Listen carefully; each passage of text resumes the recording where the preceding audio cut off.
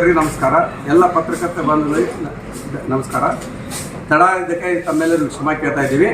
ಈಗ ಮಹಾಕವಿ, ತ್ರಿಪದಿ ಕವಿ, ಸರ್ವಜ್ಞರ 504ನೇ ಜಯಂತ್ಯೋತ್ಸವದ ಕಾರ್ಯಕ್ರಮ ತಾರೀಖು 25/2/2024 ರವಿವಾರ ಬೆಳಗ್ಗೆ 10:30 ಗಂಟೆಗೆ ಸ್ಥಳ ದಾಸೋಹ ಭವನದಲ್ಲಿ ಚಿತ್ತರಗಿ ಶ್ರೀಜಯ ಮಾತೇಶ್ವರ ಸಂಸ್ಥಾನ ಮಠ ಇಲ್ಕಲ್ದಲ್ಲಿ ನಡೀತಾ ಇದೆ.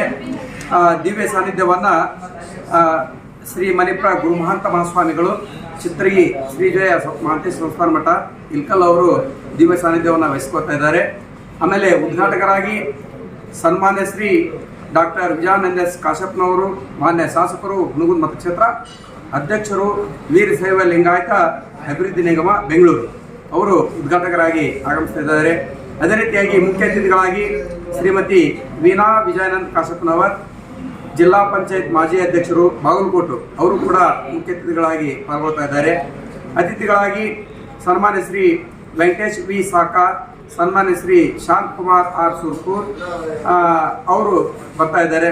ಆಮೇಲೆ ಈ ಸಭೆಯ ಘನಾಧ್ಯಕ್ಷತೆಯನ್ನು ನಮ್ಮ ಅವಳಿ ತಾಲೂಕಿನ ಅಧ್ಯಕ್ಷರಾದಂಥ ಶ್ರೀಮಾನ್ ರುದ್ರಪ್ಪ ನಾಗಪ್ಪ ಕುಂಬಾರ್, ಅವಳಿ ತಾಲೂಕಿನ ಅಧ್ಯಕ್ಷರು, ಅವರು ಘನಾಧ್ಯಕ್ಷತೆಯನ್ನು ಅಲಂಕರಿಸ್ತಾ ಇದ್ದಾರೆ.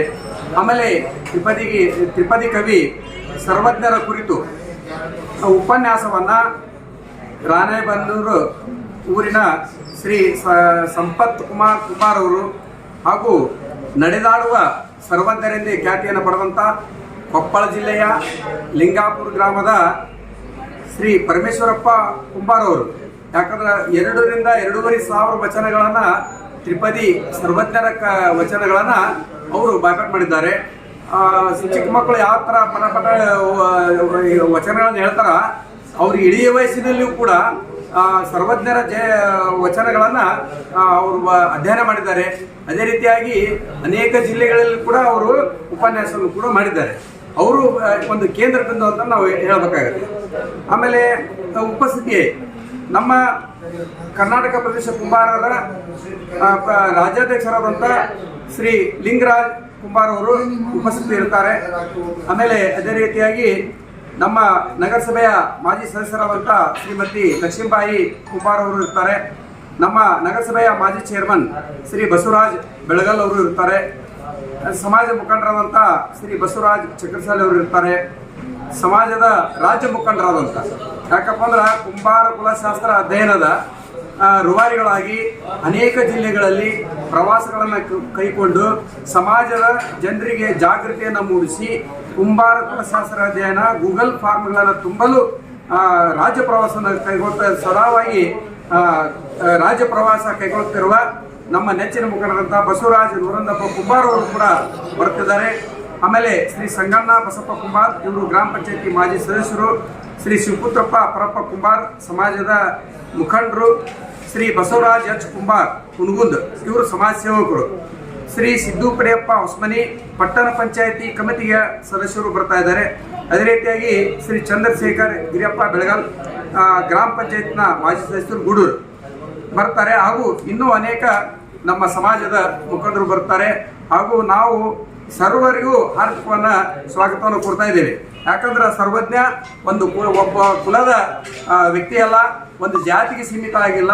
ಮೊದಲನೇದಾಗಿ ನಾವು ಈ ರಾಜ್ಯದ ಸನ್ಮಾನ್ಯ ಶ್ರೀ ಮುಖ್ಯಮಂತ್ರಿಗಳಾದಂಥ ಭಾಗ್ಯ ವಿಧಾತರಾದಂಥ ಸಿದ್ದರಾಮಯ್ಯ ಸಾಹೇಬರಿಗೆ ನಾವು ಧನ್ಯವಾದಗಳನ್ನು ಸಲ್ಲಿಸ್ತೀವಿ. ಯಾಕಪ್ಪ ಅಂದ್ರೆ ಅನೇಕ ದಾರ್ಶನಿಕರ ಶರಣರ ಜಯಂತ್ಯೋತ್ಸವ ಕಾರ್ಯಕ್ರಮವನ್ನು ಕೂಡ ಜಾರಿಗೆ ತಂದಂಥವ್ರು. ಅದೇ ರೀತಿಯಾಗಿ ಈ ಒಂದು ಜಾರಿಗೆ ತರುವಲ್ಲಿ ನಮ್ಮ ಹುಣಗುಂದ ಕ್ಷೇತ್ರದ ಅಭಿವೃದ್ಧಿ ಹರಿಕಾರರಾದಂಥ ಜನಪ್ರಿಯ ಶಾಸಕರಾದಂಥ ಸನ್ಮಾನ್ಯ ಶ್ರೀ ವಿಜಯಾನಂದ ಕಾಶ್ಯಪ್ನವರು ಕೂಡ ಇದರೊಳಗೆ ಪಾಲ್ಗೊಂಡು ಈ ಒಂದು ಶರಣರ ದಾರ್ಶನಿಕರ ಜಯಂತ್ಯೋತ್ಸವಕ್ಕೆ ಅವರು ಕಾರ್ಯಕರ್ತರಾಗಿದ್ದಾರೆ. ಅವರಿಗೂ ಕೂಡ ನಾವು ಅಭಿನಂದನೆಗಳನ್ನು ತಿಳಿಸ್ತಾ ಇದ್ದೀವಿ. ಅದಕ್ಕೆ ಇದು ಒಂದು ಸಮಾಜದ ಸಭೆ ಅಲ್ಲ, ಸರ್ವರಿಗೂ ಸರ್ವಜ್ಞ ಬೇಕು. ಈ ಒಂದು ಜಗತ್ತಿಗೆ ಸಮಾನತೆ, ಸ್ತ್ರೀ ಸ್ವಾತಂತ್ರ್ಯ, ಅನೇಕ ವಿಚಾರಧಾರೆಗಳನ್ನು ಸಾಮಾಜಿಕವಾಗಿ ಆರ್ಥಿಕವಾಗಿ ಯಾವ ಥರ ನಾವು ಮೇಲೆ ಬರಬೇಕು ಮಾನವ ಕುಲ ಅನ್ನೋದನ್ನು ಅವರು ತಿಳಿಸಿಕೊಟ್ಟಿದ್ದಾರೆ. ಅವರ ವಚನಗಳು ಕೂಡ ಇವತ್ತಿನ ದಿವಸ ಏನಾಗ್ಯಾವಪ್ಪ ಅಂದ್ರೆ ಎಲ್ಲರಿಗೂ ನಮ್ಗೆ ಈಗ ಅವಶ್ಯವಾಗಿ ಈ ವಚನಗಳು ದಾರಿದೀಪ ಆಗಿ ಬೇಕು. ಅದಕ್ಕೆ ಆ ವಚನಗಳನ್ನು ನಾವು ಅಳವಡಿಸಿಕೊಂಡು ಆ ವಚನದ ಪ್ರಕಾರ ನಡೆದ್ರೆ ನಮ್ಮ ಮಾನವ ಕುಲ ಒಂದು ಒಳ್ಳೆಯದಾಗುತ್ತಾ ಅನ್ನೋ ಒಂದು ವಿಚಾರದಿಂದ ಇದನ್ನು ಮಾಡ್ಕೊಂತ ಬಂದಿದ್ದೀವಿ. ಪ್ರತಿ ವರ್ಷದಿಂದ ನಾವು ಅತಿ ವಿಜೃಂಭಣೆಯಿಂದ ತ್ರಿಪದಿ ಕವಿ ಸರ್ವಜ್ಞರ ಜಯಂತಿಯನ್ನು ಆಚರಣೆ ಮಾಡ್ತಾ ಇದ್ದೀವಿ. ಈಗಾಗಲೇ ಅನೇಕ ಊರುಗಳಲ್ಲಿ ಸರ್ಕಲ್ಗಳನ್ನು ಕೂಡ ವೃತ್ತಗಳನ್ನು ಸ್ಥಾಪನೆ ಮಾಡಿದ್ದಾರೆ. ಬಹಳ ಖುಷಿಯ ವಿಚಾರ. ಇವತ್ತು ಸರ್ವಜ್ಞ ಸರ್ಕಲ್ಗಳು ಯಾಕೆ ಬೇಕಂದ್ರೆ, ಸರ್ವಜ್ಞ ಮೂರ್ತಿ ಯಾಕೆ ಬೇಕಂತಂದ್ರೆ, ಆ ಒಂದು ಮೂರ್ತಿಯನ್ನು ನೋಡಿದ್ರೆ, ಅವರ ಭಾವಚಿತ್ರವನ್ನು ನೋಡಿರಪ್ಪ ಅಂತಂದ್ರೆ ನಮ್ಮ ಸೆಳೆತ ತ್ರಿಪದಿ ಕವಿಗಳ ವಚನಗಳಿಗೆ ಹೋಗುತ್ತಾ ಅನ್ನೋ ಒಂದು ವಿಚಾರಕ್ಕೆ ನಾವು ಈ ಕಾರ್ಯಕ್ರಮವನ್ನು ಹಮ್ಮಿಕೊಂಡಿದ್ದೀವಿ.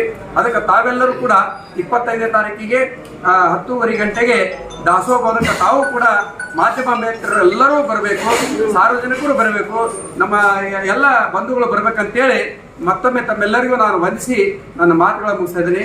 ಎಲ್ಲರಿಗೂ ನಮಸ್ಕಾರ, ಧನ್ಯವಾದಗಳು.